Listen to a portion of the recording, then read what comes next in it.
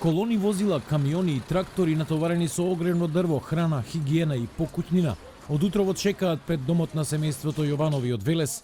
Откако вчера телевизија 24 ја објави историјата за ужасните услови во кои живеат, се разбуди хуманоста, но и државата. Скопјанецот Љупчо Димишков утрово ја видел историјата. Наместо да го регистрира своето такси возило, веднаш заминал за Велес.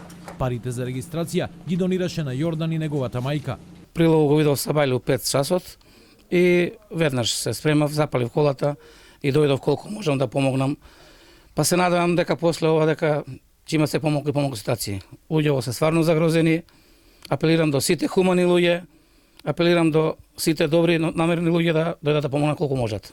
Семејството Јованови ќе добијат комплетно реновиран дом. Со донација на хуманитарната организација на Македонската православна црква Свети Спас, веќе во понеделник ќе почнат градежните работи. Додека трае реновирањето, Јордан и Ангелина ќе бидат сместени во новоизграден стан, без да плаќаат кирија, донација од градежна фирма од Велес. Хуманитарната организација Свети Спас со своите донатори од понеделник, здравје Боже, веќе планираме да почнеме со реновирање. Значи луѓето веќе благодарение на вас и тоа ќе го споменеме, ќе бидат сместени под кирија тој месец, месец и половина колку ќе треба се заврши, тоа што временските услови се такви какви што се. Меѓутоа ќе се потрудиме во што е можно поскоро да се вратат во својот нов дом. Но ова не се единствените донации кои денеска пристигнаа на Сараевска 69. Бројни познати личности, но и обични граѓани донираа пари, мебел, бела техника, облека, храна, но и помош во физичка сила. Многу ни е криво, не можам да кажам дека ни е драго дека помагаме на вакви работи. Ова е срамота во 2020 да се случи ова, мислам, како да кажам, немам зборови. Колку што ни дозволуваше нашиот буџет и некои наши соработници кои секогаш ги тормозиме, фала му на Бога дека ни излагаат во пресред, колку може да помогнеме и апел упатувам до сите наши колеги, добри луѓе кои имаат можност да одвојат дел од нивниот буџет, да дојдат и да помогнат и од нивното време. Нормално да дојдат и да се осетат како живеат тетка Ангелина и незиниот 40 годишен син Јордан.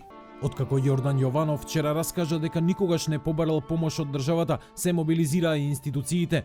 Од Центарот за социјални работи во Велес, чии представници ги посетија Јованови, потсетуваат дека ова семејство е во системот на социјална заштита и прима помош од 11.600 денари, а велат дека заедно со општина Велес работат на обезбедување помош за подобрување на условите за живот.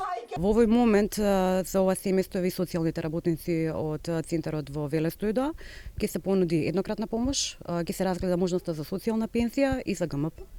И тоа е она што може во прв момент да го сториме. Јас апелирав до социјалните работници, мајката во ова семејство да биде однесена и до најблискиот медицински центар како би се обавиле рутински контроли, а понатаму ќе видиме како ќе се одвиваат работите.